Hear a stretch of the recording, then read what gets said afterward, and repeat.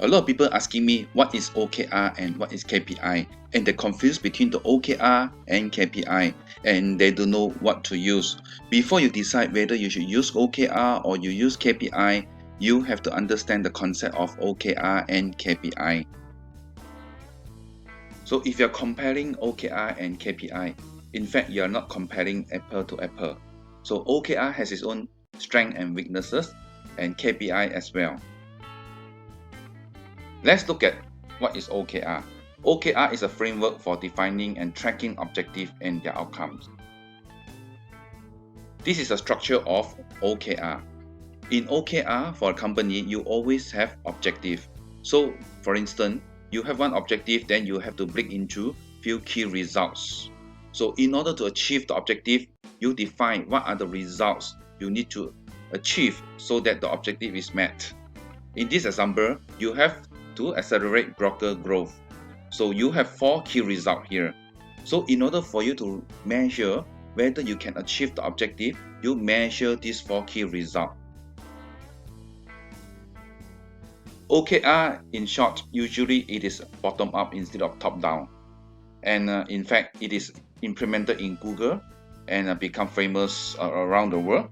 So they emphasize a lot on bottom up, meaning that you let your employee to contribute ideas. What are the key results you want to drive into the objective? And OKR is always objective based. Like Google, they came up Gmail, they came up Blogger, they came up YouTube, and so on. All these are very, very objective based and project based. It is a very, very team driven rather than top down manner. And most importantly, you need to understand that OKR does not link to performance evaluation for reward. It does not link to your year-end appraisal. So what is KPI? So KPI is an indicator to use to measure the performance result of an employee. So you have, for example, customer service officer. You want to measure his or her response time, quality of work, customer satisfaction. This is the KPI framework. So KPI usually link to strategic objective. For instance, you link to your vision, you link to your mission and your goal, and you define your KPI, you cascade down from your corporate level into the KPI level. So you direct your resources, your employee, your department head, where to focus. And you measure against the target that you set by the management. And it is driven by individual performance. And again, it is linked to performance evaluation and reward.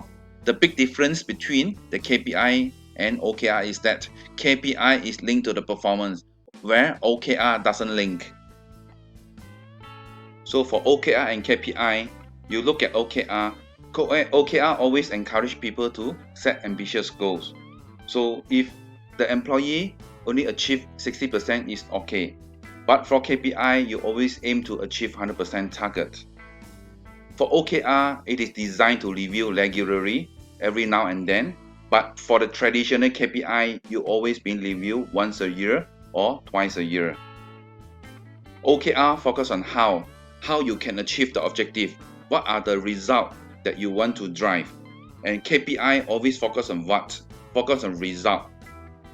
OKR is bottom up and sideways process. So meaning that the process of achieving the objective is driven by your team. The idea came from your team.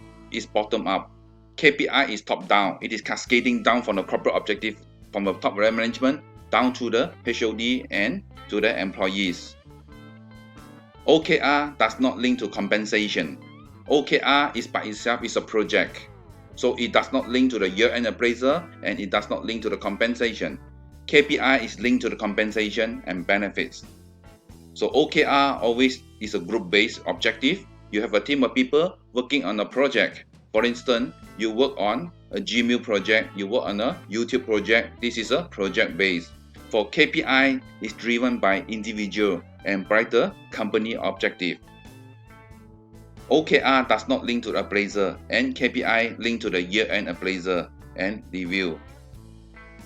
So OKR, there's no competency in place. KPI, you can have competency inside if you define it objectively. So in short, OKR is only suitable for project-based position. KPI is applicable for all positions. In your current working environment, you need to measure what kind of things that you want to drive. So you have to decide in what circumstances you want to use OKR, in what circumstances you need to use KPI.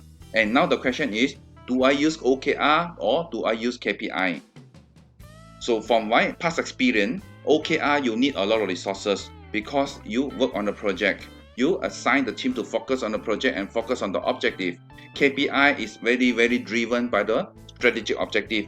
From the corporate objective, you cascade down. Then you know where you are. Then you link this to the performance. Now, you may be wondering whether I should use KPI or I should use OKR and so on. So don't worry, what you need to do here is you can combine the concept of KPI, OKR and gamification. In order to have a high performance culture, you need to combine the conventional KPI, the new OKR and gamification concept into one system. So this is what you can drive the high performance culture. Thank you so much for watching. Please give us a like on our Facebook and share it with your friends. Thank you. At SandMerit, we believe that together, we create better performance culture.